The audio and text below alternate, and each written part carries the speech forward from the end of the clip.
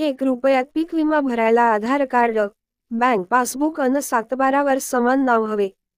शेतकरी असाल तर सबस्क्राईब करा आणि बेल आयकॉन प्रेस करा. शेतकऱ्यांना नवीन अट. जुलै अखेरपर्यंत विमा भरण्याचा कालावधी आहे. यंदाही खरीप हंगामातील पिकांसाठी ₹1 पीक विमा भरण्याची सोय राज्य शासनाने केली आहे. शेतकऱ्यांनी पेरणी व विमा भरण्यासाठी बँका व महा ई सेवा केंद्रावर गर्दी केली आहे. मात्र 7/12 बँक पासबुक व आधार कार्डवर एकच नाव असावे ही अट घातली आहे.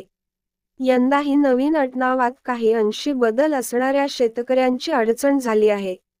एकेकाळी रब्बी पिकांचे मोठ्या प्रमाणावर क्षेत्र असल्याने रब्बी जिल्हा अशी सोलापूर जिल्ह्याची ओळख होती. मात्र अलीकडे खरीपाचे क्षेत्र वाढत असल्याने खरीप जिल्हा म्हणून शासनाने मान्यता दिली आहे. दरवर्षी 1 जुलैपासून पीक विमा भरण्यास सुरुवात होते.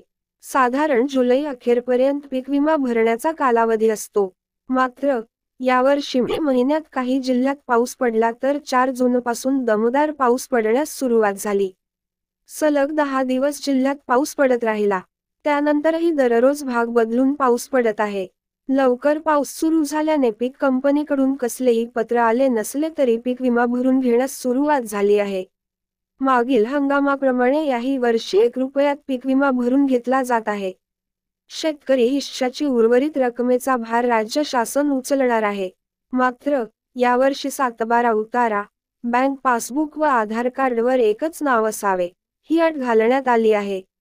कोणत्या पिकाला किती विमा मिळणार आहे ते आपण स्क्रीनवर पाहू शकतात. अशाच नवनवीन माहिती करिता चॅनेलला सबस्क्राईब करा. धन्यवाद.